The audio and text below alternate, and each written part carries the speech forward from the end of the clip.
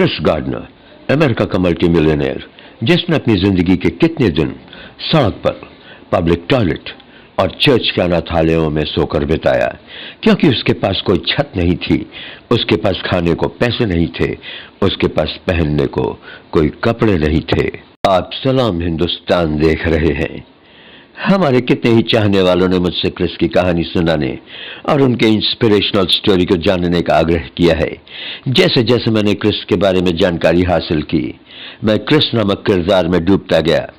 कितनी जगहों से मैंने क्रिस के डिटेल्स हासिल किए, उसकी दास्तां को एनालाइज किया और आज आपके सामने पेश कर रहा हूं। क्रिस एक ऐसे कैरेक्टर की कहानी है जिसे सुनकर, जानकर आप जोश से भर जाएंगे, आपकी मुट्ठियां भिज जाएंगी, आपके चलने की रफ्तार तेज हो जाएगी, आपकी आंखों में चमक आ जाएगी। क्रिस गार्डनर का जन्म 9 फरवरी 1954 को अमेरिका के मिल्वॉकी, विस्कॉन्सिन में हुआ।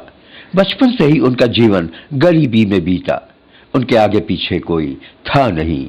क्रिस ने अपने पिता को देखा नहीं था और जब उन्होंने होश संभाला तो अपनी मां को जेल के सीखचों के पीछे पाया।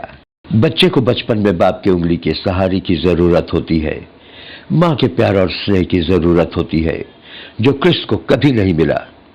आपको बता दें कि क्रिस, जिनका पूरा नाम क्रिस पॉल गार्डनर है, उनके पिता थॉमस टर्नर की मृत्यु के बाद उनकी मां बेटी जीन ने दूसरे व्यक्ति से शादी कर ली थी, लेकिन ये शादी सफल नहीं रही।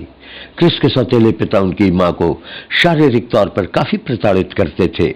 आए दिन घर में कलह होने से क्रिस की जिंदगी काफी प्रभावित हुई। अत्याचार से परेशान उनकी मां ने अपने पति को आग के हवाले कर दिया। पुलिस ने उनकी मां को अरेस्ट कर जेल में डाल दिया। क्रिस के रियल पिता की डेथ तो पहले ही हो चुकी थी। सौतेले पिता को आग के हवाले कर मां जेल में पहुंच गई। क्रिस ने उसके बाद कभी अपने मां बाप का सुख नहीं पाया।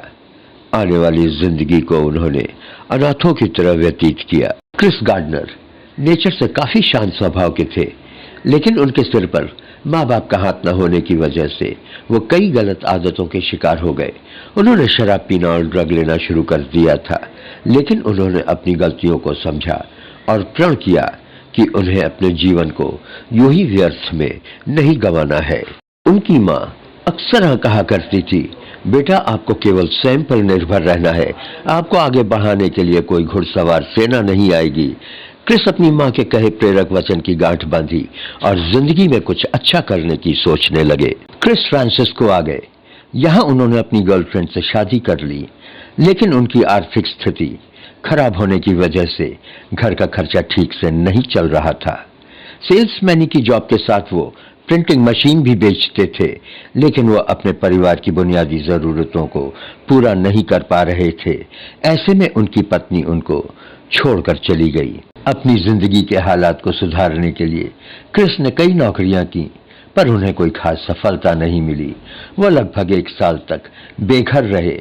अपने बेटे के साथ पार्कों में, सार्वजनिक परिवहन में और रेलवे स्टेशन के बंद सार्वजनिक बाथरूम में सोते थे। कई बार उन्होंने चर्च के बाथरूम में बेटे के साथ रात काटी। ऑफिस पहुंचने वालों में क्रिस सबसे पहले व्यक्ति होते थे और ऑफिस से बाहर निकलने वालों में वो सबसे आखिरी व्यक्ति होते थे। जो लोग सेल्स का जॉब करते थे उनको दिन के 100 कॉल्स पर्याप्त होते थे, लेकिन क्रिस का टारगेट 200 कॉल्स का होता था। काम के प्रति वो बहुत जुनूनी थे। मेडिकल सेल्समैन की नौकरी करते वक्त उनकी मुलाकात एक शख्स से हुई जो अपनी फरारी कार को पार्क कर रहा था। क्रिस ने उससे पूछा, आप क्या करते हो? उसने क्रिस को बताया कि वो एक स्टॉक ब्रोकर है और महीने का $80,000 कमाता है। उस आदमी से प्रभावित होकर क्रिस ने स्टॉक ब्रोकर बनने की सोची और उन्होंने एक स्टॉक ब्रोकर के साथ काम करना शुरू किया और बाद में एक फर्म में नौकरी कर स्टॉक ब्रोकर की बारीकियों को सीखना शुरू किया। 1982 में उन्होंने स्टॉक ब्रोकरेज रिलेटेड एक एग्जाम को क्लियर किया।